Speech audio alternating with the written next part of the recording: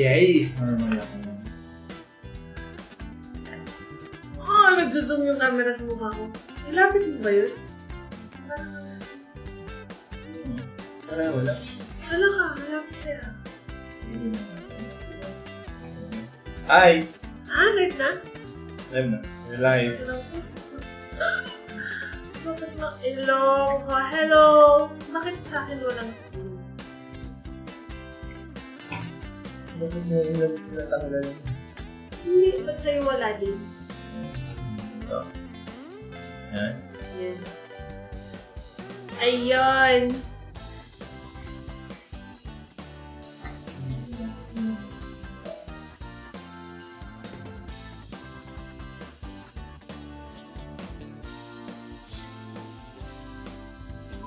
Sabi nila.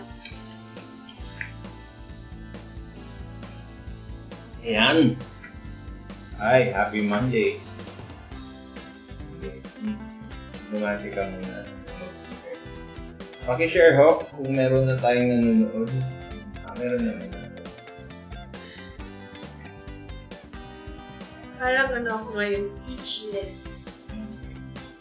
Wala lang. Magsalita. Salamat po pala sa lahat. Meron na tayong 15,000 followers sa ating Facebook page. Ngayon, ang kailangan naman natin ay kung meron kayong Google account o kaya Google email, please naman mag-subscribe kayo doon sa youtube.com/BATASnatin.com para naman kung magkaroon tayo ng mga tao na nagtulong.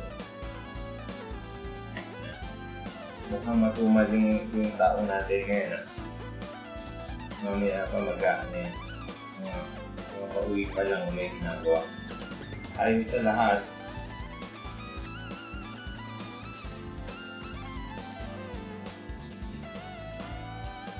Bakit ng ilong ko?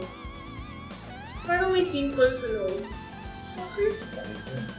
Yung pinakamasakit yung kaso. Yung nasa loob. Sakit. Makakainita. Hello, magandang hapon po sa lahat. Ako si Atty. Magalong. At siya po si Rani. Si Atty. Libayan. And so, we're here to answer your legal questions for 1 hour. Yes. 1 hour ngayon kasi may gagawin pa kami mamaya. Okay, so umpisahan ko na ako magsagot. Pag wala ng tanong, cut na eh. Gano'n na lang may active na. Kailangan kami mag-aantay. Ano ba ang Kamusta na yung mga walang tubig? Mas okay na ba ngayon? Parang hindi pa yata bumalik sa normal. Apektado din kami dito sa bahay. Mahirap talaga. Kailangan i-timing lahat doon sa schedule ng tubig, di ba? Kahit yung pagpunta mo doon sa toilet, kung pwede, i-schedule kasi na mahirap naman yung walang pang-flush. Yung kain, kailangan i-schedule, kailangan matapos na habang may tubig. Para makapaghugas ng pinggan.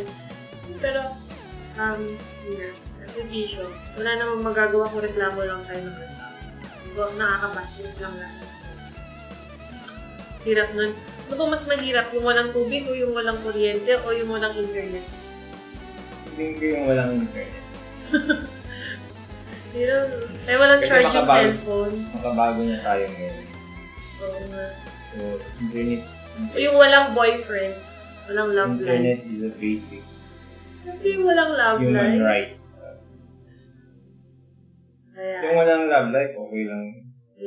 Maraming Kasi you can find love in everything. Find love in a hopeless place, sabi ni Rihanna. Pati dun sa mga aso. Diba? Love for your music, love for your passion, love for your work. Hindi naman kailangan may jowa ka. Hindi, jowa eh. Jowa pa din eh. Ano pa rin, shoota. Okay. Sabi ni Angie Boticario, hello. Hello, Angie. Sabi ni Janice, first question for today. Ma'am, ano na po gagawin ko? Pinost po ako ng babae ng asawa ko.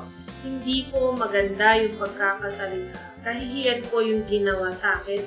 Kaya daw po ako pinagpalit ng asawa ko dahil daw po ng lalaki ko. Wala naman po akong lalaki. Dito po ako nakatira sa bahay ng kapatid ng asawa ko, kaya hindi ko pwede sabihin na ng lalaki. Kaya hindi ko pwede sabihin na ng lalaki. Okay, ang paninirang po ito ay libel kapag ito po ay nakasulat, nakapublish. Yan, nakalagay sa dyaryo o kaya sa sulat na in-address sa maraming tao na panira, ito po ay libel. Kapag ito ay sinabi, anong tawag doon? Kapag hindi written, oral. It's called oral defamation o kaya slander. Pero kasi ngayon, dahil nga sa internet, kapag ito ay nakapost sa Facebook tulad na nangyari kay Janice, ang tawag dyan ay cyber libel. So, parang ang kaso niya, Maria Rest. Kaya itong cyber libel na to ay ang paninirang puri sa paggamit naman ng internet o kaya social media. So, katulad yan, sabi mga pinost, so yan ay cyber libel. Paano mo kakasuhan yan? Kailangan mo isipin ebidensya mo, tapos pupunta ka sa piskal. Ikaw ay mag-file ng kaso laban doon sa taong yun. At ang kaso yun ay cyber libel. At saka batiin ko pala yung mga na-meet natin doon sa Run Happy nung Sunday. Kahapon, no? Sige mo, balikan kami, di ba? Kumusta ko sa inyo lahat? Saka salamat po sa lahat. Kasi gumising kami ng 4 a.m. My gosh! Alam mo, tuwing nagigising ako ng 4 a.m., inisip ko, may mga taong nagigising ng ganitong oras para mag-exercise, gano'n. Tapos nangyari nga sa amin nung saan dito support Run Happy. Ako, ang hirap talaga. Ang hirap tumakbo sa Baguio kasi actually tumatakbo din kami dito sa Manila. Pero nung umakyat kami ng Baguio, iba? Sobrang napagod na ako eh. Hindi ko medyo na-disappoint ako sa sarili ko kasi parang akong beginner. Mahirap. Hindi ako makahinga. Parang masakit sa lalamunan, sa bigat ng katawan ko. Ewan ko lang, baka kasi puyat din. Ayan. Check. Naririnig niyo ba? Check. Nangyari. Facebook? Oo. Napapakinggan niyo ba? Bakit ganun? Check. Okay tayo. Pero dito medyo... YouTube? Sa Facebook. Sa YouTube, okay tayo. Sa Facebook, putol-putol. Ito, pag nahawakan ko, doon lang gumagana. Check, Mike. Check.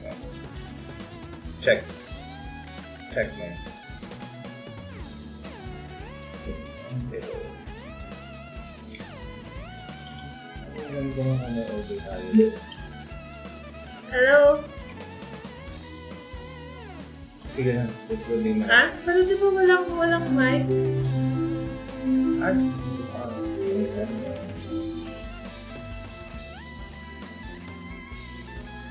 Check, Mike. Nagpalitin mo na. Ito may bago? Yung bago.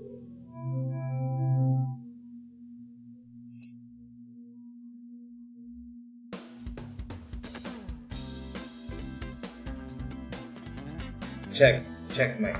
Check.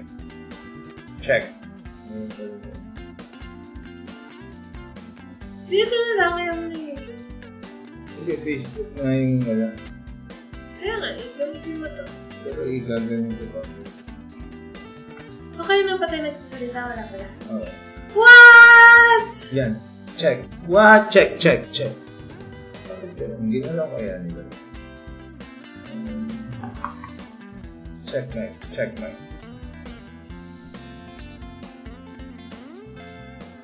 Nakasira. Jang. Check, Mike.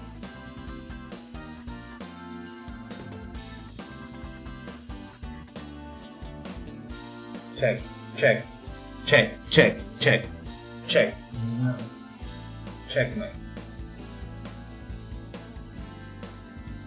Check, Mike. Check.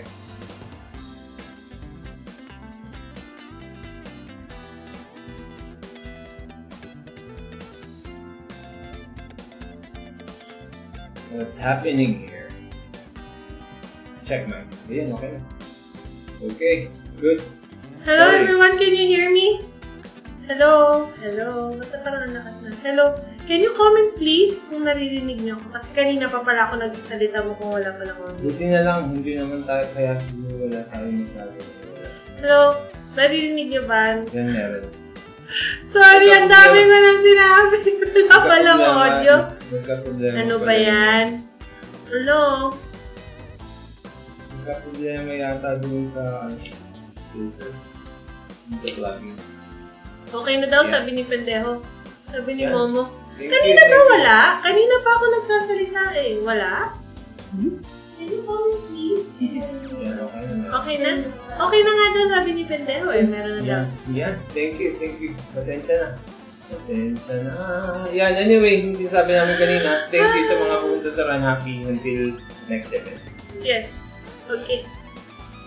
Alam, may nagko-comment na.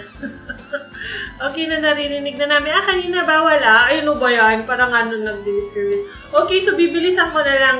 So, babating ko na si Angie. So, yun ang first na bumati dito. At Janice. So, ulitin ko na lang. Kasi unfair naman kung maskip. Sabi ni Janice or Janice, ayun na naman tayo. Ma'am, ano na po gagawin ko? Pinost po ako ng babae ng asawa ko. Hindi po maganda yung pagkakasalita. Akahihiyan po yung ginawa sa akin. Kaya daw po ako pinagpalit ng asawa ko dahil daw po nanlalaki ako. Wala naman po akong lalaki. Dito po ako nakatira sa bahay ng kapatid ng asawa ko. Kaya hindi po pwede na sabihin na nanlalaki. Okay, kanina na...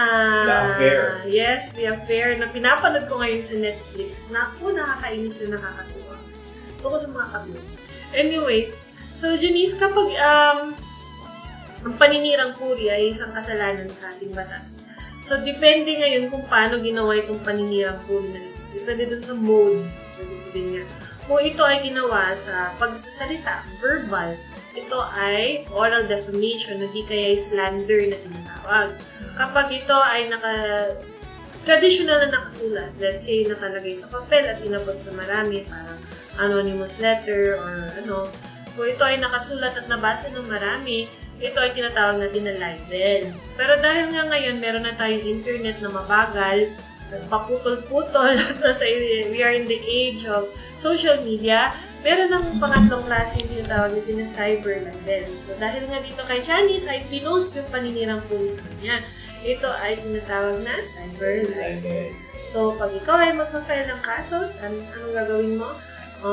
Kumpletuhin ng ebidensya, gumawa ng complaint affidavit, at dalhin ito sa fiscal cell. Pero doon ba ang yun ba ang venue nun?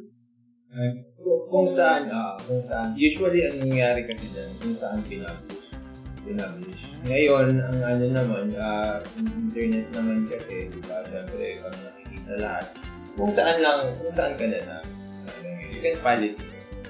So, sa inyo na lang yan. Kung saan mo na-access yung particular internet post na yun, o kaya internet publication, doon mo pwedeng i-file. Wala namang problema. Yan, okay. So, sabi ni Maybelline, good evening po sa inyo, attorney. Sabi ni Benjamin, ito kayo ng aking cover. Benjamin Evida, good evening po sa inyo. Tanong ko lang po, pwede po ba maghabol ng sustento yung kakilala ko? Kapapanganak niya lang. Pero parang dinideny nung lalaki yung anak. Pero siya lang naman talaga yung nakasama ng kakilala ko. Laging dinideny. Pag dinideny ho, kailangan nyo talagang magpakita ng katibayan na siya nga yung ama. Diba? Pwede ho kayo mag-file RA 9260 tapos economic abuse ang i-allege nyo. Tapos in the process, pwede kayong humingi ng DNA test. Diba? Doon sa DNA testing, sabi nga, ina-acknowledge naman ng batas natin dito at sinasabing 99.9% po nalalaman din kung siya nga yung tatay o hindi. Pag nalaman na siya yung tatay, kailangan talaga siya consistent. Pero syempre ho, dahil hindi niya ito pinapatunayan, kahit ina-acknowledge, kailangan yung patunayan. Yun. Masakit ng people ko sa ibang talaga. Nahihirita ako. Paano ba napunta yun ba, no? Masakit din yung pag nandito sa ulo. Yun eh. Sa may ani. Oo, di ba nasusuklay mo yung gano'n? Masakit din yun eh. Si Maybelline, Si baby. Ask ko lang po, pwede po ba i-change yung surname ng mga kids ko? Pag nag-grant ng annulment case ko, pwede po ba i-change sa family na single surname po ang kanilang mga apelido? Depende? Oo. Alam nyo, may bilin, kailangan nyo i-allege ito doon sa inyong complaint, no? Doon sa inyong petition, actually petition ng tawag kapag kailangan nyo i-allege sa petition ito at kailangan ma-aprobahan ito ng korte. Bakit ho? Kasi ho, ang isang, pwede naman ho kasi talaga legal name nila kahit hindi kayo kasal at manal-involved yung kasal nyo at siya naman ng tatay, pwede naman nilang gamitin pa rin, no? Yung last name nung tatay nila, di ba? So, kailangan i-allege mo doon. Pag pumayag yung korte at napatunayan nyo, nakarapat-dapat na napalitan yung pangalan niya, papalitan. Pero kailangan i-allege. May change of name dapat na napaligay doon. Sinabi pa nga ng batas natin kung magpapaligay ng petition of annulment and you want the change of name of any of the kids, kailangan kasama rin po yun doon sa title ng petition. Change of surname. Kasi yun nga, nasa legal name pa rin sila. You have to offer grounds. No, maybe. Okay. So, hindi basta-basta na pag naputol, wala. Papalit na. Tinitignan ko kasi diba may bagyo? May bagyo ba? Kaya lang nasa Davao. So parang malaya pa tayong relief na makukuha para sa tubig. Diba? Apektado din kami ng water. May habagat yan eh. May mga hila-hila na mga baka sana umulan para mapuno yung mga dams natin. Kailangan natin yun ngayon. El Nino eh. And si Roberto Santos sabi, yo din sa'yo. Ano sabi ni Francis M? Si Francis M ba o yung Eraserheads? Yo is just hoy, said Dr. Lalim! Wow! Hoy! Pero yo magandang talaga. Motto yan, magandang motto. Yo is just hoy, said Dr. So, ang alam mo, Eraserheads yan. Diba? Okay. So, Francis M. Oo, nakalimutan ko na. Pero nasa album ko. Sabi ni JD Joy. Hello po, good evening. Magtatanong lang po sana ako. Yung mother po kasi ng asawa ko, trinay niya i-loan yung sasakyan niya. Then, naibigay lahat ng requirements pati ORCR. Pero wala pa siya natatanggap na pera. Then, nag-back out na po si mother kasi sobrang tagal nila i-process. Umabot ng 1 month mahigit. Kaya sabi niya, back out na lang. Ngayon, nung babawiin na po niya, sana yung ORCR ayaw na po i-release ng lending company. Need daw mo na magbayad ng 5K para ibalik ko ORCR. Wala naman po na-receive kahit 5 si mother. Grabe. Ano po kaya pwedeng gawin para mabawi ORCR? Pending na po pa-register na sasakyan since wala po ORCR. Thank you po sa advice. Alam nyo. Reminds me to register my car. JD, mag-send ka ng yung demand letter. Hindi ko makatarungan yung ginagawa nila ngayon. Dapat kayo yung nag-send. Nagigipit yan, ano? ORCR nyo. Mag-send mo kayo ng demand letter. Pag hindi ko sila, pumayag na nililiver sa inyo yung ORCR nyo, pwede ko kayo mag-file na kaso dun sa korte. Para ko sa living. Yan. Recovery of personal property. Ito ba ang demand letter na to? Kailangan to a lawyer ba ba? Or... Hindi kailangan mo pag demand letter, hindi kailangan ng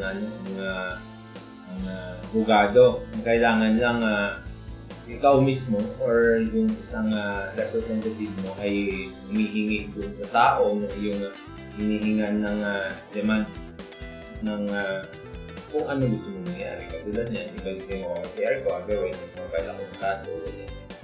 Pero hindi naman talaga ako makatarungan na hingis ng 5K para lang ulong sa tinago nila yun. Wala naman silang ginawa. Kumbaga, tinago lang nila yun. Kasalanan naman nila na ganun na nangyari. Di ba? Na nag-back out yung nanay nyo. Ang gawin nyo, yun nga. Pag nag-file kayo ng kaso, pwede nyo isali yung nanay. Dahil napala kayo dahil sa ginawa nila na matagal na pag-action. So, gusto nyo mangyari na doon. Tapos eventually, ayaw nila i-file. Yan. Yung J. Okay. Yung JD. Okay, sabi ni Faith B. Hello everyone. Wala tayong mga tanong ngayon. Sabi ni Pendejo. Makakaingin, masasagot natin yung mga nasa.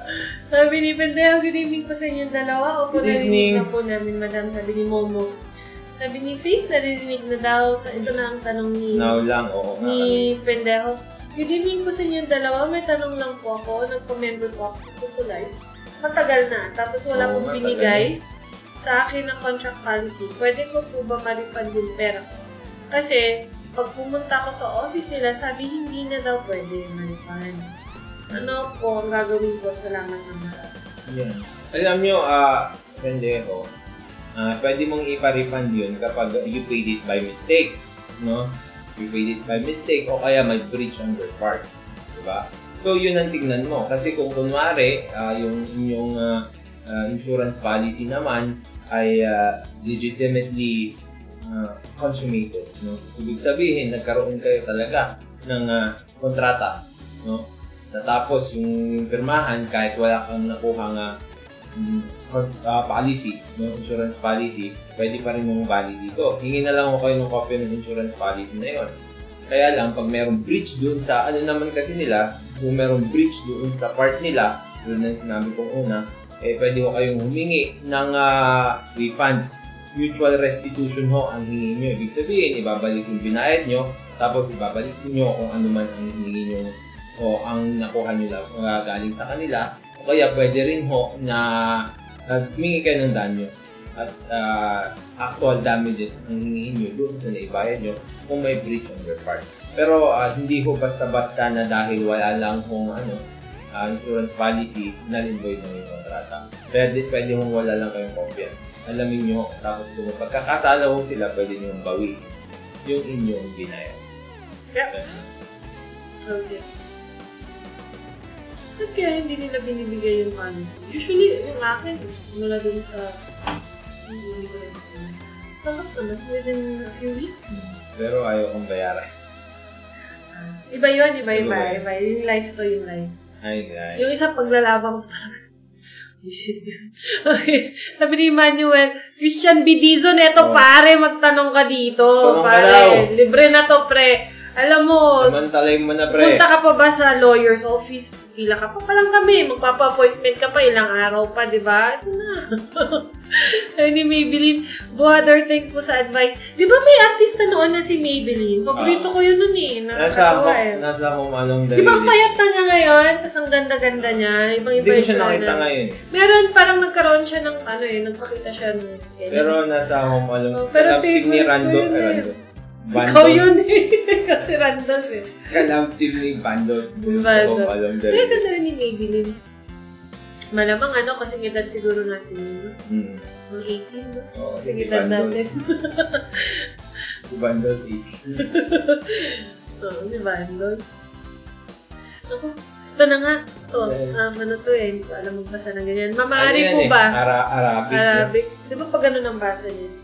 Hindi ko alam. Basta yan. Maaari po ba na mapalitan ang pangalan ng bata? Aladdin, si Aladdin. Yung shawarma nga ang basa ko dyan. Kung magsinungaling po ang nanay.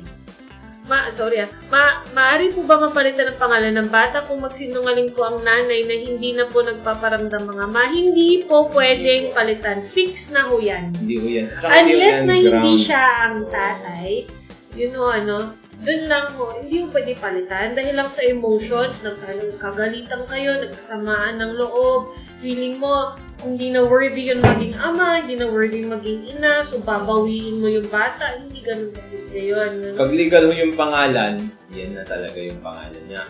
Pero pag illegal, parang yun nga, simulated birth, hindi siya talaga yung tatay, pwedeng ipakorek yan, ipaayos yan. Pero, syempre, hindi yung dahilan na sinasabi. Pasensya na. Okay, hindi pwede. Kahit ano pang... Except na nagsinungaling siya na yun ang tatay na dito. Pero yan, hindi. Okay, sabi ni Faye Gwyn, good PM po, attorney. Please po, patulong po. Yun na nga, nasagot na po. Okay, sabi ni Faye, I enjoyed watching from Aklan. Student po ako sa College of Law. Wow! Good luck! Good luck! Yan. Kayang-kaya mo yan. Madali lang eh.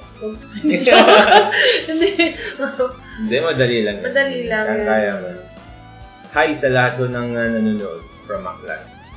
Nakapunta na ba tayo ng Aklan? Hindi pa. Di ba, no?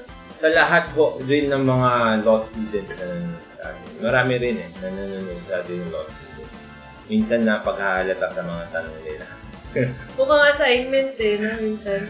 So, sa inyo dyan, no? Ito yung, yung friend natin karabang pangalan. May follow-up dun sa baba. Basahin na natin. Hindi po kasal ang nanay at tatay at nakikinig po kasi yung foreign dad ng bata. Oh, so does that mean I have to speak in English? Okay, sir, the name of the child cannot be changed merely because of, ano ba yun? Merely because the mother lied. That the mother will lie that the father is absent. Yes. Is an absentee Ang father. weird mag-English kapag ganito. So, because here in the Philippines, if I may say, I am of the opinion. if I may say, we have grounds in changing the name of people. Now, if sorry to say that the ground that you are invoking is not the one supplied by law. Therefore, if you file that case, it will surely fail. So, alright. Yan, ganyan talaga pag nakabarong kailangan mag-English.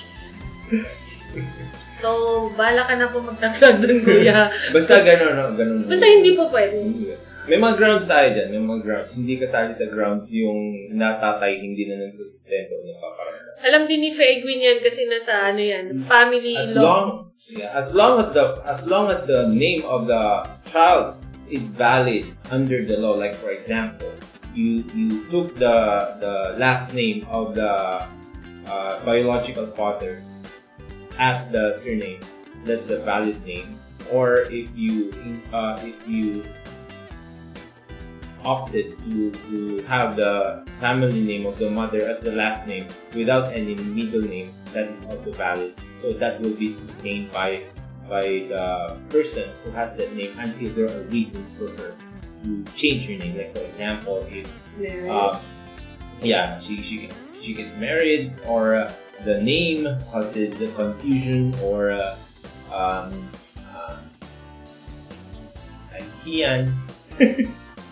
confusion or embarrassment, etc., then the name can be changed. By who?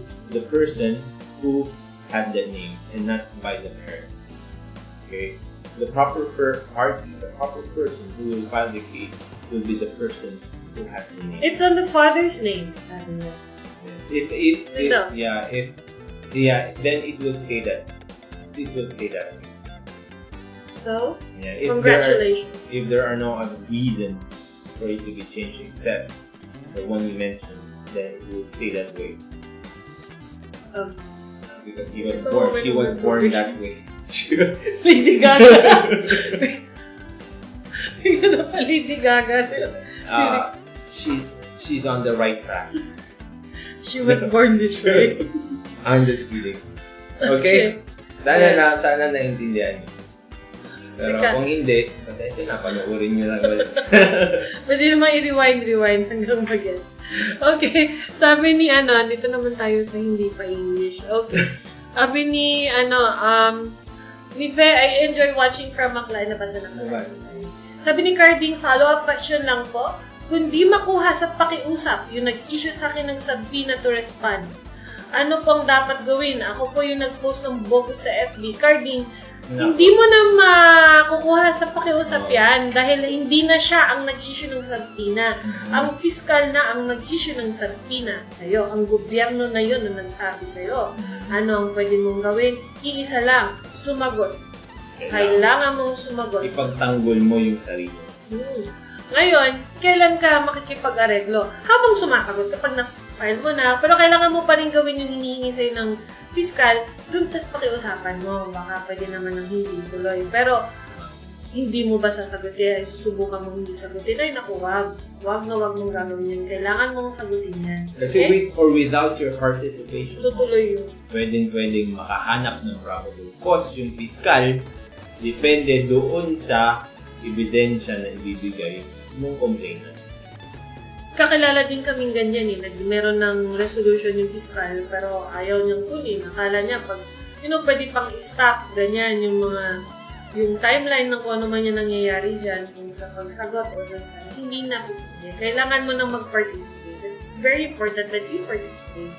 Kasi, tutuloy yan nang wala kang sinabi, mas malaking problema yun. Pag may proseso na nangyayari, nangyayari at mangyayari yung proseso with or without your participation doon sa fiscal. Kaya carding sagutin mo na yun. You can still, kahit naman sinagot mo yan, you can still ask for consideration doon sa taong nagdahil sa'yo na iurong mo. Pero ang importante niyan, protektahan mo yung sarili mo throughout the proceedings. You must participate. Okay? Sabi ni Hans Just, good evening po, Ma'am. Sir, pwede po ba demanda ang isang babae na niloko po ng lalaki?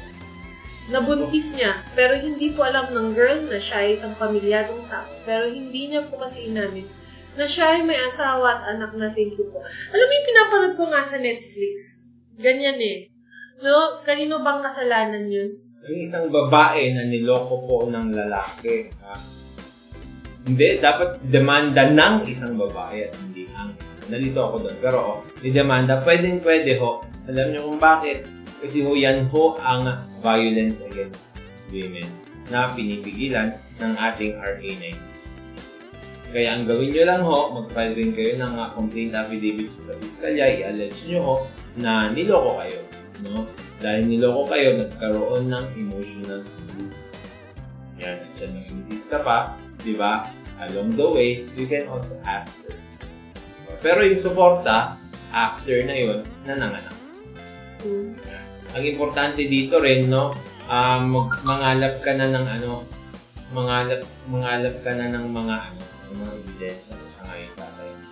Diba? Kasi ang problema niyan, kapag dininay niya ulit yan, kailangan mo ulit sa DNA, which is another procedure. Diba?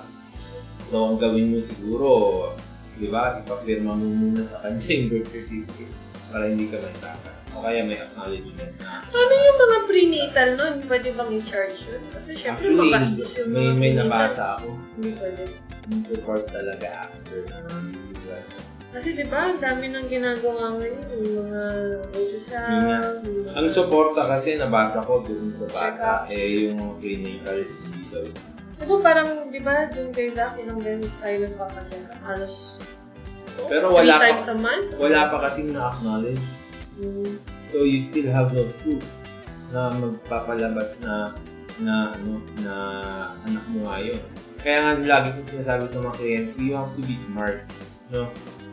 Kung kailangan yung mag-inarte o maging artista para ma-acknowledge yung anak nyo, gawin nyo para sa kapakanan ng anak nyo.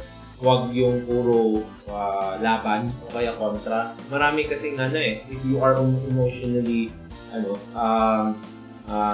tawag doon, triggered, no?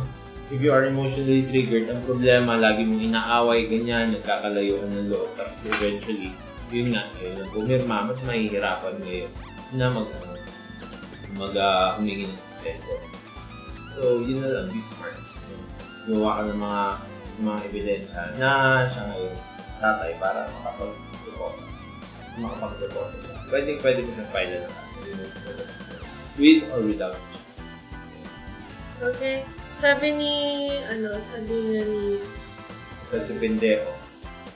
Thank you so much. Tapos sabi ni OJ, hello. Ayan, si OJ. Si OJ. Gusto niyo ko magkaroon ng kilay, katulad ng kilay ko, na fix na yan. Kasi yan po ay na-enhance sa pamamagitan ng pagmamicroblade. Hindi siya yung gumawa ng kilay ko, pero siya yung gumawa ng kilay ng lola ko. And I can say na ganyan, magandang gawin yon. Hindi ako nagpapatattoo or anything. Pero kasi diba sa mga girls dyan, matagal magkilay. Pati yung mga boyfriend dyan, mga alam nila, na yung girlfriend nila natatagal lang lumabas na bahay, mga asawa nyo. Kasi matagal magkilay. Imagine, aayusin mo to, tapos kailangan pantay sa kabila. Pag hindi po mantay, either buburahin mo or dadagdagan mo yung isa. Matagal na proseso. So, yun. Ito. Alam niya na malaking relief sa aming dalawa ito. Pati yung lola ko na 89 years old, natuwa nung nagkakilay na rin yung lola ko na 89 years old. You can inquire then. Okay, si Christine, PM nyo. Okay, sabi ni Chris Albertus, hello po, possible po bang ibaba yung sinisingil na legal fees ng bangko? Kasi lagpas na kami ng 3 months sa allowed.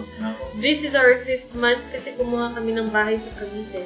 Ayaw ko namin ma-foreclose yung bahay at saka may darating na buyer dito sa March 20. This is not really a legal question kasi actually you are bound by what you have agreed to in the contract. Once you agree to the terms in the contract, you're bound by it. Pag pumirma ka, wala ka nang magagawa kundi sundin yun unless it's void or illegal talaga from the beginning. Yes, then it has no effect as to you or to any of the parties. Kaya lang dito, di ba, pumayag ka doon sa terms and because you are merely asking na parang pakiusap na could you please lower it, ito ay ginagawa na lang na pakiusap sa bangko. Hindi siya actually legal. May walang legal na paraan. Pag pumunta na kayo sa korte, doon na kayo humingi ng relief doon sa korte. Pero habang wala pa kayo sa korte, ang pwede nyo lang magawa ay makipag-usap ng maayos at mahinahon para magkaroon kayo ng meeting of the minds o kasunduan na ganun na ang mangyayari. O pwede kayong humingi ng payment terms, pwede nyo ipa-extend. Ipa-restructure nyo yung loan. Subukan nyo ipa-restructure, sabihin nyo na meron kaming intention talaga na magbayad. It's just na sa ganitong terms, hindi ko pwede. Pero hindi mo pwedeng ipilit. Ilang taon na ba kayo nagbabayad? Pag nagbabayad na kayo ng more than 2 years, no? Pwede na, hindi na pwedeng, basta-basta, hindi, pero hindi pala. Foreclosure pala, no? Foreclosure. Dadaan yan naman sa foreclosure proceedings Pag dumaan yan sa foreclosure proceedings, i-delete mo sinabi ko kanina. Kasi foreclosure pala, akala ko bumibili kayo. Yung masedalo ang tinutukoy ko kanina. Pero hindi masedalo yan dahil foreclosure. Ang proseso sa foreclosure, para sa mga nakikinig sa atin, no? Kapag na-foreclosure property mo, ang gagawin din, i-auction, public auction. Usually, extrajudicial foreclosure ang ginagawa ko kaya judicial foreclosure. Doon sa public auction, pwede ka mag-bid, pwedeng mag-bid ang kahit kanino. Pagkatapos na naibenta yung property mo, bago magkaroon ng certificate of sale yan, meron mo kayong 1 year na redemption period. So, from the time na naibenta yan, pwede nyo pa i-buyback yung property nyo sa pamamagitan ng exercising your right to redemption. Kaya hindi pa huli ang lahat. Kung sinabi mo may buyer ka na dito sa March 23, ibenta mo yung property. Diba? Pag nabenta mo yung property, bayaran mo yung utang mo sa kanila, di okay ka na. Diba? Ito si Aladdin. Hindi po kasalang nanay at tatay. Pareho ko ang sagot. Hindi kasalang. Meron pa yan. It's on the father's name. Sabi niya doon sa Yes, ganun din. It applies. The same rule applies. The same law applies. Nasa nanay man o nasa tatay man yung apelyido, sinabi ng batas na mananatiling yun ang pangalan niya hanggat binayad sa korte na may dahilan para magulong. At ang magpa-file ay yung may pangalan, hindi yung mga mo. Okay. So, we are now here. Nakikinig ko yung hindi. Ito na pala. Ito na kay Faye. Kay future attorney. Attorney, ang mula lending ko, naniningil po sa akin ng utang na hindi po ako naka-receive sa kanila ng money. Wow, bago to Fe, marami dito nagtatanong yung naman, nangutang naman sila. Ikaw ang first na hindi ka na nga nangutang, sinisingil ka pa. Is there such a thing as continuous calling or sending text? Hindi na wala po akong utang sa kanila. Sa mula lending, ano pong best ko na gagawin? Okay. So, panghaharas, unjust vexation, pwede kaya? Pwede. Kapag depende kasi kung paano kanila sinisingil. Kung sinisingil kanila at pinapahiya kanila, katulad nung iba kasi nag-post sa Facebook, o kaya kinokontak yung mga contacts mo doon pero malamang wala silang contact sa'yo Pero pag ito, continuous calling or sending text, i-block mo na lang sila. Pero kasi marami yung numbers na ginagamit Iba-iba. Ako meron din Kahit i-block mo yung isa, meron na namang iba. Yung walang hiyang telecom na yun. Yung nag-umpisa sa G, G-Mart. Singil sa akin ng utang ko daw. Yun nga yung inaano ko. Dinidispute ko kasi nag-impose sila ng charges na kung ano-ano sa akin. tawag sila ng tawag, iba-ibang number, binablock ko, tapos binabagsak ko na lang kasi magpapalit na naman sila ng number. Yan. So, most likely, wala kang masyadong magagawa kapag ganyan. Tapos alam mo, Fe, ang problema dyan, hindi mo alam din kung saan makakasuha. Kasi yung mga lending na ganyan, minsan hindi sila... Pero Fe, pwede mong kasuhan ng damages, no? Base doon sa effect nito sa'yo, tulad ng moral damages. Kapag dahil sa mga pangulit nila, hindi ka na hindi na makayos yung tulog mo. Hindi mo na magamit yung phone mo kasi lagi may tumatawag. Hindi ka na, yun nga, may focus ng anxiety, nag-focus ng depression, nag-focus ng adverse effects sa iyong psyche. Pwede, moral damage. Next, let's go na to thanking for that. So, thank you. Really appreciate it. Having fun kami dito sa class. Free legal advice lang. When you become a lawyer, you can also pay forward. Bigay tayo ng advice para legal. Na tayo mabuhay na legal. Sa lahat ng mga kaibigan mo dyan, pakisabi naman na yun, i-like and follow the page. Tapos kung yung hindi nakakahiya, yung YouTube din natin. youtube.com/BATASnatin.com. Okay, sabi ni John Craven. Ano kayo ba sabihin? Hi? Yes, attorney I know. Kasi law student. Ang family law na sa first year. Ito na, favorite mo na. Sabi ni John na hi po, may pwede po bang ikaso sa mga online app lending na sobra-sobra magbawas ng processing fee, then 14 days na ng palugit, tapos ang laki-laki ng interest, tapos pag na-delay ka lang, kahit one day may dagdag na 200, then every day may dagdag na 60 pesos. Tapos tawag ng tawag, minsan nang babanta pa at sino-sino ang tinatawagan ng mga bata. Okay, yan, every 3 times a week, dinidiscuss namin ito, yung online lending na ito. Usually, ang general rule kasi, kapag ikaw ay umutang at meron yung kontrata, tinanggap mo ito, kailangan mo nang sulit. Okay. It is the law between the parties. Kasi nag-agree kayong dalawa di ba? Parang usapan lang na, di ba, kailangan mo nang tumupad na kasi pareho lang mo. Pero may mga exceptions yun as, kunyari, hindi naman na fair. Katulad naman natin. Yung interest, pag unconscionable na, legal, di ba? It's very usurious kasi meron noong araw kasi may nakaset lang na interest. Pag sumobra, hindi na tinutuloy yung na-abandon yung usury law natin. Wala na. Pero may guidelines naman ng Supreme Court. So, usually, nasa 1% per month or 12% per annum. Ito yung tinatawag natin na legal interest. Pero pwede tumaas. Depende rin kung pumayag ka. So, okay lang yun, diba? Kaya lang, kung masyado namang mataas, sa ganitong kataas, hindi ko alam kung magkano yung principal mo. Pero, let's say na ito mukhang mataas na. Let's say, 5,000 utang. Malaki yung utang. Everyday ba naman nagpapataw ng interest? Obviously, it's too high. It's unconscionable. It's usurious. So, yan? Legal ba yan? Hindi naman na yan legal. Pero, pwede niyang i-file na kaso? Yun ang tanong. Pangalawang tanong, yung processing fee, kapag ang principal yan, nag-agree ka sa 6,000, ang binigay lang sa'yo 5,000, di ba? Kasi may processing fee. Paano yun? Anong babayaran mo? Yung 6,000 ba? O yung 5,000 na natanggap mo? Tapos yung pagbabanta is yun. So, paano ba yung attorney doon sa may, ano opinion mo doon? May processing fee Yung processing fee, I think, dapat nag-agree ka doon. Pag hindi ka nag-agree doon sa processing fee, pwede mong bawiin yun. Kasi kung hindi ka sa kontrata nyo. Di ba?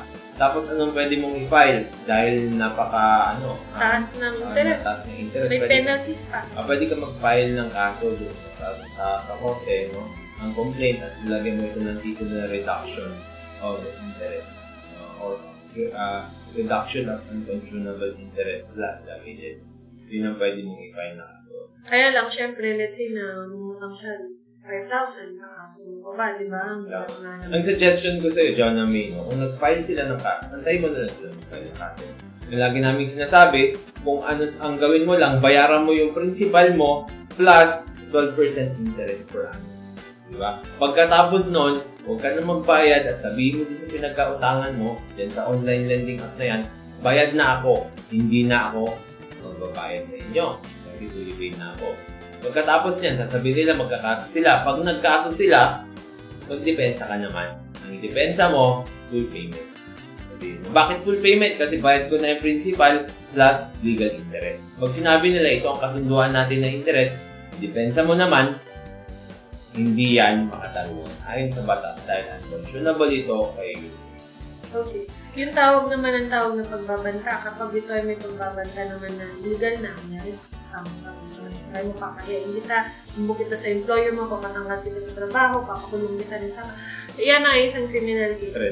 So, yan ay umakit na ng threats. Kung sino-sino tinatawagan sa contacts, dahil ikaw ay pinapahaya ngayon dahil pinapalam nila na ikaw ay nangungutang na hindi nagbabayad, di ba? Nakakahiya. Sa mga hindi mo pa kakilala o ka-close, nakakatanggap ka ng text na yan. Sobrang nakakahiya. Yan naman po ay natin. Okay? So, yun. So, sa mga next days, kung may magtatanong ng ganito, hindi na namin i-discuss. Pero, I always say, huwag kayong mangutang sa ganyan. Yung easy na pautang. Yung mga sinasabi nila, in 2 hours, makukuha mo na yung pera mo, auto-approve, ganito, ganyan. Walang madali sa buhay. Pati yung mga nandyan na mga mag-recruit ka lang, kikita ka na, madali lang ito. Tapos kikita ka ng ganito, tignan mo kami, ang dami na namin kotse, bahay, travel kami, walang ganun kadali. Walang ganun. Kung ganun makadali yun, malamang illegal yun. Nambibig ka na rin kayo kung ano kayo. Yung mga utang na yan, hindi worth it. Malamang si Johnny, sana hindi na lang ko nangutang. Kaya lang, hindi mo magbabalik ng oras. Sabi ni Marilyn Zamora, good evening po, ma'am and sirs. Ask ko lang po ano po ang pwede ikaso sa bayaw ko na nasa New Zealand. Kasal po sila ng ate ko. Hindi po siya nagbibigay ng sustento. 4 months na po. Isa po anak nila na girl, 8 years old. May bago pa siyang babae na kinakasama. Ang babae nasa Cebu. Yan. Yung favorite natin, Marilyn. RA 9260. At ang i-allege ay economic abuse. Tapos pwede rin na emotional abuse dahil nga meron siyang kinakasamang babae na nasa. Ang problema natin dyan, nasa New Zealand siya. No?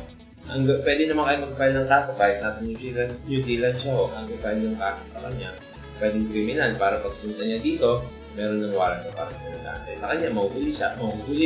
Tapos pag mahuhuli siya, mag-file kayo ng whole departure order para sasagutin niya yung kaso niya dito at hindi siya sabi ni Johnny, 3,000 daw ang hiniram nila. 2,230 na lang ang natanggap dahil sa processing fee. Tapos pag binayaran mo 3,420 na po ang yun, di ba? Hindi worth it. Hindi makatarungan yun. Hindi tama. So, bayaran mo lang yung principal plus 12% interest. Sabihin mo, bayad ka na. Gusto nyo magkaso kayo, magharap na lang tayo sa korte at papatunayan ko na hindi maganda yung illegal yung interest nyo at bayad na. Yung tatapang kahon ng mga yan, yung mga nagte-text na tumatawag na yan, makikipag-away talaga yan. Kasi may cut to sila dyan. For sure, meron silang portion kung natatanggap sa bawat successful na paninigin. Okay. Sabi ni, it's on the father's name daw. Yes, Sabi ni Steffi, good evening, attorney. Hi, Steffi! Hello! Sabi ni Lotus Vino, good evening po, PM po, attorney. Yung tatay ko po, bumili ng lupa. 10 pesos per square meter. So, 4,000 square meters po yung binili niya ng tulugan. Sa 2 resibo po nakapangalan sa kanya, bali 2,100 po yung ibang resibo po nakapangalan sa nanay niya. Kasi po nag-abroad siya at nanay niya po ang nag-continue magbayad. Mga 1,900 po na bayad niya. At hinawakan niya po ito ang resibo hanggang sa binayaran po ng tatay ko at binigay ng lola ko ang mga resibo sa tatay ko. Pero wala po silang written agreement na nagbayad ang tatay ko. Ngayon po naghahabol ang mga kapatid ng tatay ko sa lupa pero titulado na po ang lupa at nakapangalan na sa tatay ko. Finish! Maging involved po ba dito ng tatay ko dahil doon? Pangalawa. Para po malaman kung ang division plan ay na-approve at saan po pwede kumuha ng kopya. Yan. Alam mo, yun sa tanong kung valid po ba ang titulo ng tatay mo. Ang gawin mo lang dyan, pumunta ka lang sa Register of Deeds. Tapos i-verify mo kung yun nga yung titulo ng tatay mo. Pag sinabi niya nga na may kopya dito at yan nga yung titulo ng tatay mo, valid yung titulo. Tapos, null and void ba ito? It is valid until null. At indivisible ito. Hindi ito pwedeng atakin collaterally, sabi ng batas, o ibig sabihin in a proceeding, not directly towards reconveyance or cancellation of the title, no? Hindi mo pwedeng atakihin yan. So, kailangan ipakansilan muna yung titulo para malaman nila na hindi ka sa tatay mo ito. Di ba? Ngayon, pangalawa, paano malaman kung ang subdivision plan ay na-approve na? Saan pwede kumuha ng kopya? Pwede ho kayong kumuha sa Bureau of Lands. Kasi ang subdivision plan, to be approved, to be declared, to be considered as approved, dapat ito ay signed by the Director of the Bureau of Lands. Diba? Makikita nyo yung approved plan, ganyan. Tapos dito sa baba niya, maraming pirma-pirma. Meron pirma ng surveyor, mga engineers. Tapos, ang pinaka-importante pirma doon ay yung pirma ng Director of the Bureau of Lands. Makukuha nyo yun doon sa DNR, sa Bureau of Lands. Yan. Kung nakuha nyo doon, at kompleto, bakit nyo approve na kayo pag yung pirma ng Director. Our friend from UAE. Ashumera. UAE again. The mother wants to bring the child out of the Philippines and wants to change the name of the child. So the father cannot see the child. Is that even possible? If the child is illegitimate. Pag illegitimate yung bata, wala you have to namang... speak in English because the father is a foreigner. If the father is illegitimate. Father illegitimate? Oh no, if the tuloy, if the child is illegitimate, then the mother has sole custody of the child. That means the mother can take the child wherever she wants to go, with or without the consent of the father, the illegitimate father. That's Philippine law. Now, with the change of the name can be changed. However, it's one point for you, the father, 1 point for the mother. It's a tie. Atay and balon-balonan. Sabi sa pugad baboy. It's a tie. Why? Because she can bring the child out of the Philippines. The child is illegitimate. But so she that's 1 can point for her. So that's point for you because, of course, the lineage of the child can be traced to you. So kailangan natin ng tiebreaker. Yeah, kailangan natin. Sabi ni... So the father cannot see the child. The father can always and in our opinion, it's best for the child to see his or her parents because his or her parents are part of his or her personality, right? So if it is for the best interest of the child, the child should be well acquainted with his or her parents. Okay? Okay. Amen. Good. Okay. You should pay me because I only English in court. Sabi ni Fe, hello sa darling ko, si Efren Valada II. Yan. Claim it. Wow. Malamang law student din. Dami na kung naiunap sa law school. Marami, di ba? Mga classmates mo. Sagutin mo man lang siya. Okay. Sabi dito, ano po ang punishment ng cyber libel? Sabi ni Carding. The penalty of cyber libel, if I am not wrong, is 6 years to 12 years, Carding. So the maximum would be 12 years. 6 years and 1 day to 12 years ang punishment, which is higher than regular libel. Kasi sa pagkakaalam ko, ang libel is only 6 months to 1 year and 4 years. Mababa yung libel. Ang cyber libel mas mataas. So, aabot ng 12 years, imagine. Pero alam mo, ang nakakapag-decide lang yan kung gaano kahaba talaga. Depende yan sa judge. Okay? At marami pang mga ibang condition yan. Pero it is 6 years and 1 day to 12 years.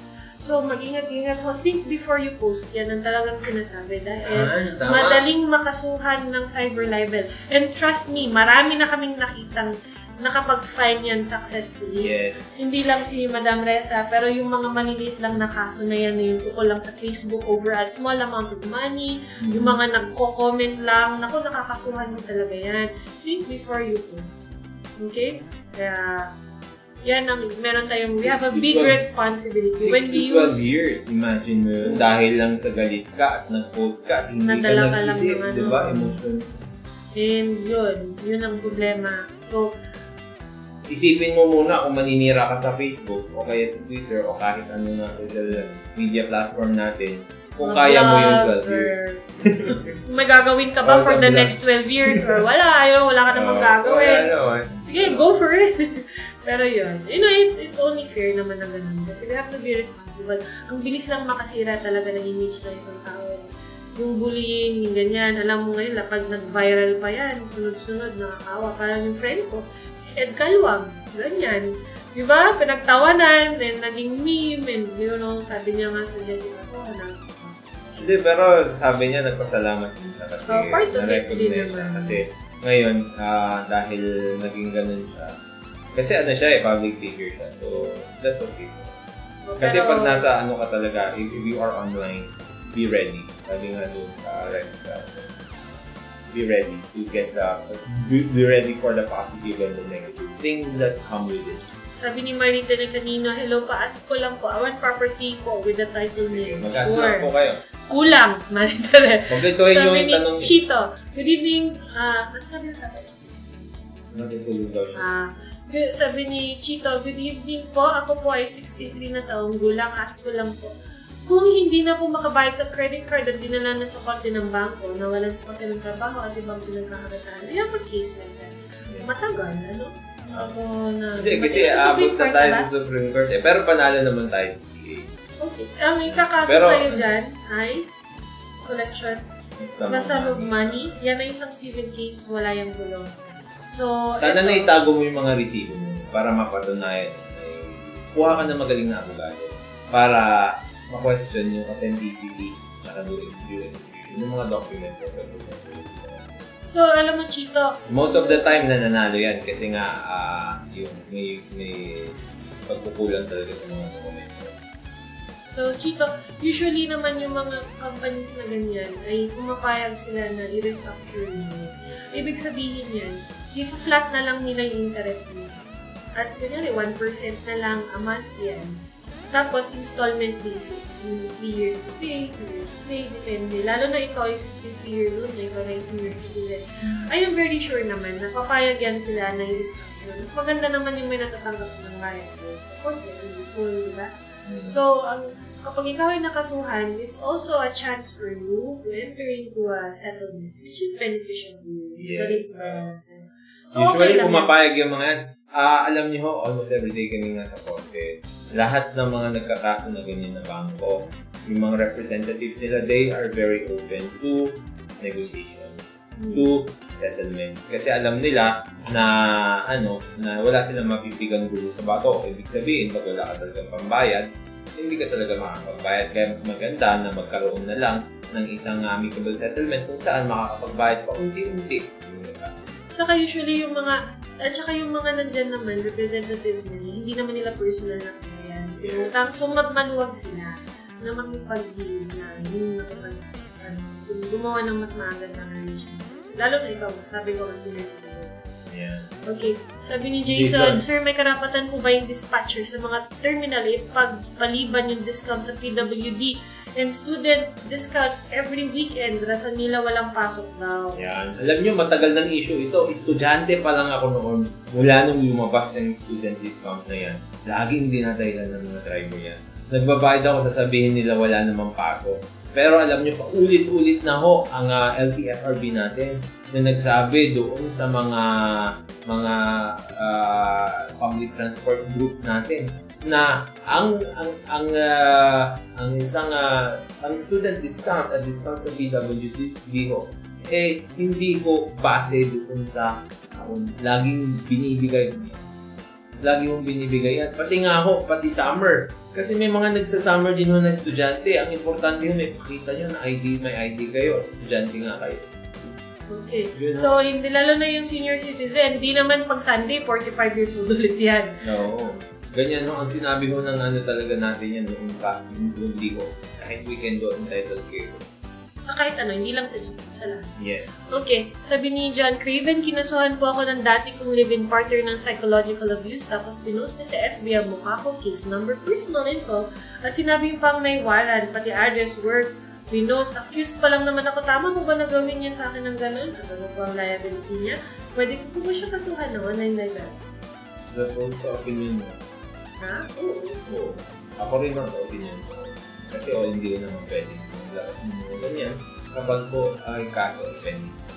Kasi nagkakaroon ng prejudice din sa tao na pero kasi paano kung pinost na sabihin niya na totoo naman ito, warrant naman talaga ito, and it's a public document, you know, kahit sino pwede magka-access dito. Ang isang publication, no? Kahit totoo man ito, pero it's with the intention of besmirching the reputation, sisiraan ng isang tao, ang kanyang pinagkakakitaan o kanyang trabaho, libelous pa rin. So, kahit ito. So, kung nakasama sa iyo yan, pag may man nakasama sa yan, kasi ang online publication, sa isang publication, no, malice is presumed. Okay. So, lalo na yung pagpo-post na ng pangalan mo at kung sasabihin ka siyang hindi maganda, yun ho ay cyberlife. Okay. Sabi ni Otbas, attorney, may case po ako sa DOLE na dismiss po ng arbiter. Ano po ang pwede kong gawin? Ikaw ay mag-file ng appeal sa NLRC Commission. Walang MR. Medyo nga ako nagbagalan naman. So, kung natanggap mo yun ngayon, meron ka, bukas is the first day. Tapos, bilang ka ng 10 days, kailangan na ma-file ang inyong appeal. Yes. Lumapit ka kaya sa lawyers at mag-guide ka kung anong nilalagay mo doon. Kasi baka hindi sapat yung mga nilagay mo doon. So, yun ang gagawin. Okay? Sabi ni Fegwin, parang Fengwin, no? I shared your program. Magandang attorney at gwapong attorney. Uy, ganda mo daw.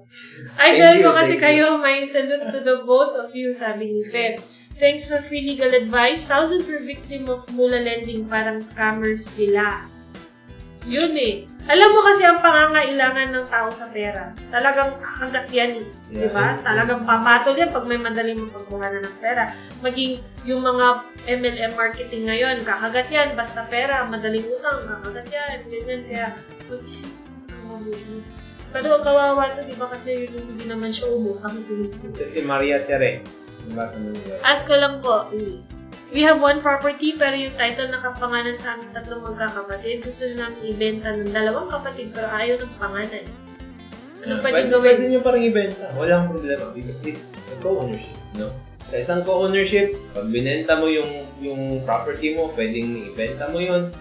Pwedeng pro-indiviso o kaya before partition yung pagbibenta. Ibig sabihin yan, pag yung dalawa nagbenta na, yung pinagbentahan, magiging sa kanya yung 2/3 ng property at maiiwan yung 1/3 doon sa panganay niya. Pwede, walang problema. Because you still... Paano yung partition? Wala pang partition. It's still... Ano yung binenta mo doon? Yung pro-indiviso din? Pro-indiviso share na lang. Diba? Yung karapatan mo doon sa 1/3 ng property. May bibenta yun. Kasi co-owner ka. Tapos, kung gusto nyo naman na maghati-hati na kayo, no? Ang gawin nyo lang, mag-file kayo ng partition sa korte. Because sabi ng batas natin, no? Nobody should be forced into a co-ownership. Bakit ho? Co-ownership is frowned upon by the law. Bakit ho? Kasi nga ho, mas mahirap i-manage ang co-ownership. Kasi nga, mas maraming utak ang gumagana. So, mas mahirap i-improve kasi hingi ka pa ng mga permiso, blah blah blah blah. So, pwede yun. Okay. So, naalala mo last week, nagka-issue tayo ito sa passport. Tinanong pa natin sa ating friend sa si Vice Consul Pangwi na nasa Dubai. Siya yung... Ay, hindi ata Dubai, Abu Dhabi. Abu Dhabi. Siya yung Vice Consul ng Abu Dhabi. Nagtanong kami sa kanya. Ito na kasi nagtanong nga siya. Sabi niya, attorney, question ko po last week about sa anak ng tita ko na mag-passport na walang concept ng father, may chances po ba? So, si Attorney Rani nakausap niya nga si Vice Consul. Bakit? Sabi ay. Ang sabi ni Vice Consul Tangi, dapat pwede pag yung nanay ang may permiso na kumuha yung bata ng passport, no? Kaya ngayon, ang sinabi sa akin, pinapatanong nga kung saan yung office DFA branch, kung saan hindi maayos yung ginagawa para maabisuhan. So, pwede nyo hong i-PM sa amin kung ano yung DFA branch na yan para i-call ng attention ng ating Vice Consul. So, ano yung basta below 7? Pag below 7, pag below 7 years old kasi, ang sinabi sa akin na rule, pag below 7 years old, kailangan merong consent ng nanay, no? Kung yung tatay ang mag-file, no? Kailangan may consent ng nanay. Kung yung nanay ang mag-file, walang problema kahit anong edad. Pero kung yung tatay ang mag-file, kailangan may consent yung nanay. Pag 7 and below. Pag below 7. Paano pag above 7? Pag above 7 na kahit tatay or nanay. So, kung irregular yan, baka kailangan i-remind lang. Baka nalilimutan. Baka hindi lang nila alam. So, kailangan lang ma-remind sila doon sa ganyan. Kasi alam niyo naman, tao lang tayo. Kami rin naman, tao lang. Minsan, may mga nasasabi kami na hindi mali. Kasi, hindi mali. Hindi tama. Mas marami naman. Parang yun, mali ulit yung sinabi ko. Minsan may nasasabi kaming hindi tama. Lalo na sa mga numero-numero. 6 years yan, 12 years yan, 2 years yan, 3 years yan. Kasi alam nyo yung utak minsan, that's your age, kasi tao lang tayo. Pero ang maganda may Google. Diba? Pasensya na, tao lang. Sabi ni Yuni. Si Yuni, featuring lang si Quest. Featuring naman si Quest. So, tao lang naman yun. So, let us give them time and opportunity to correct. Sabi ni Eddie De Luna, hello. And sabi ni Mel, may mga regulars natin, hello din. Sabi ni Joe na may yun nangutang nito Thank you, Atty. God bless po sa inyong dalawa. Need lang kasi nagpa-check up ng baby ko, kaya po nagkautang ng insurance. Oo nga. Watching from Lawag City. Alam mo, basta baby no? Kahit ano, pag nagkasakit yan talaga, nag-ibenta mo ka lang. So, yun lang. May mapagsamantala. Hindi naman tayo victim din. Kasalanan talaga nila. Lawag City. Naimbag na Rabi dito. Lawag bang, ang empanada, ang longganisa, ano ba? Sabi nila langgonisa. Tatay ko langgonisa. Depende kasi yan Pag sa Baguio, langgonisa rin sa amin. Langgonisa din na yung mga magulang. Bakas pa kasi naman sa langgonisa. Kasi, pero alam mo, ang importante nagkakaintindihan tayo. At basta masarap yung longganisa. Longganisa. Okay. Sabi ni John Craven, Attorney, ang lalaki po ba pwede magkaso ng emotional abuse dahil nanlalaki ang partner niya? Sorry, John. Hindi. Tayo. Pero siguro civil damages. Civil, pwede. Pwede. Civil damages siguro. Moral, no? Dahil nagkaroon ka ng sleepless nights. O kaya kasuhan mo ng alienation of feelings ng kabila. Yan. Si John na May, sabi niya nabayaran ko na rin po sa awa ng Diyos. Yan. Kasi nakakatakot sila. Akala mo, kalminal kami. Na-delayed lang ng 3 days kasi wala pang sahod. Oo nga. Hindi nga makatarungan yun, John na May. Kaya alam mo, ang tulad ng sinasabi lagi ni Atty. Magalong, ang pinakamagandang paraan para pigilan yung mga taong ito is huwag silang tangkiligin. Huwag nyo na akong tangkiligin yung mga yun. Walang customer, walang business. Sarado ang business. Sabi ni Rogers Nativo, too late to tune in dahil nag-jogging, be watching the video later. Wow, jogging, sarap. Next time na lang ako magtanong about sa IP issue, IPRA law. Ayan, gusto niya tayo nyo Magalong. Elective ko yan sa law school. Ang aking nakakatakot na professor ay nakikita ko sa ulo ko kung nandito ko yung IPRA. Sumatayo yung balahibo ko. It's it's a different animal on its own. Sabi nung professor, ibang iba yun. It's very specialized talaga. Special law na nga na very special. Pero ginawa kasi yan para IPRA law ay Indigenous People's Rights.